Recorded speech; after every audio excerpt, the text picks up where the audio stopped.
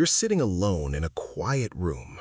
Nothing is wrong, the door is locked, and yet some part of you keeps glancing at the shadows near the corner. Why? The honest answer is stranger than you think. Your brain was not built for this moment. It was built for a different world, one that vanished long before cities, before agriculture, before anyone wrote anything down. And that older world left something behind, a kind of alarm system, wired in, always on, still running, even now, even here, even though nothing is hunting you. Scientists have a name for this. They call it threat detection, and it starts in a small almond-shaped cluster of neurons deep in your skull called the amygdala. Almond in Greek is amygdalae. That's where the name comes from. Two of them sit on either side of your brain, and their entire job is simple. Scan for danger. Decide in a fraction of a second whether something is safe or not. Do it before you're even consciously aware you're deciding. Here's the part that should unsettle you a little. Your amygdala doesn't wait for proof. It acts on pattern. A shape in the dark that could be a shape in the dark. A sound behind you that could be nothing. Your ancestors who paused to think it over, who waited for certainty, often didn't get a second chance.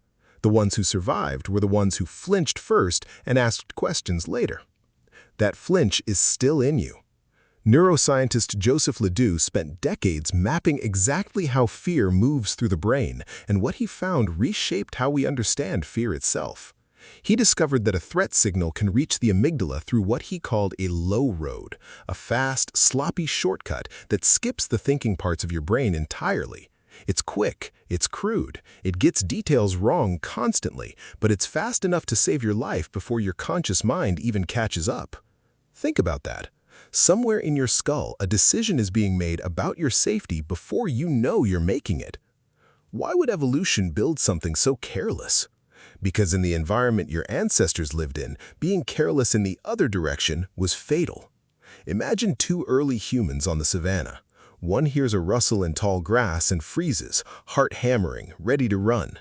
The other hears the same rustle and thinks, probably nothing, and keeps walking. 99 times out of 100, it really is nothing. The wind, a bird, but that 100th time is a leopard. The first human survives to have children. The second human, on average, doesn't. This is what psychologists call the smoke detector principle, first proposed clearly by evolutionary psychologist Randolph Nesse.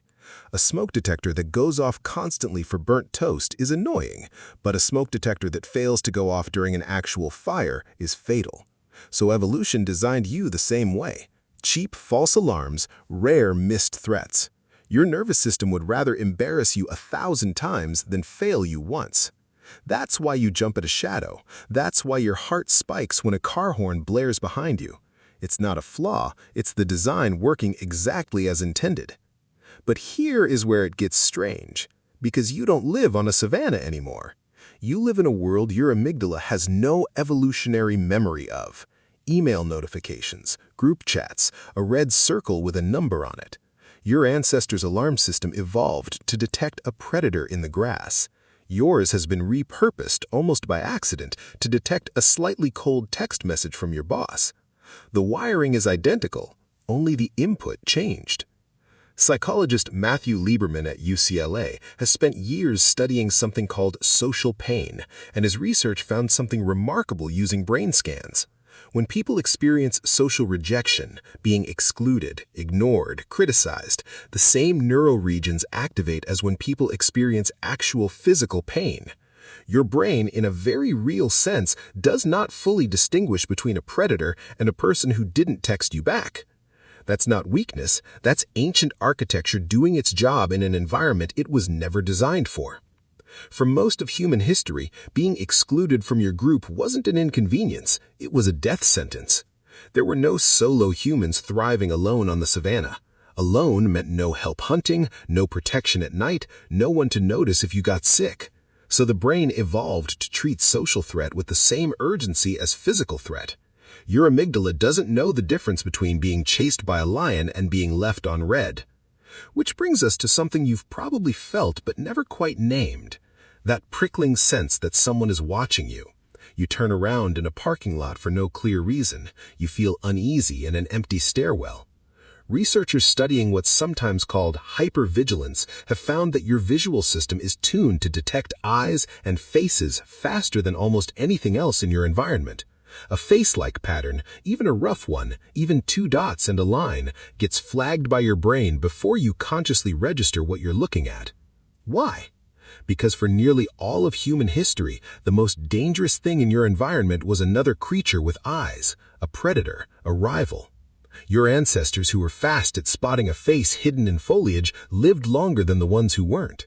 So today, your brain still searches for faces everywhere, in clouds, in electrical outlets, in the front of a car. It's called pareidolia, and it isn't a glitch, it's a leftover reflex from millions of years spent being someone else's potential meal. Millions of years is a hard number to hold in your head, so try this instead. If the entire history of anatomically modern humans were compressed into a single day, agriculture wouldn't appear until about 10 minutes before midnight. Cities, writing, everything you'd call civilization, all crammed into the final few minutes before the clock resets.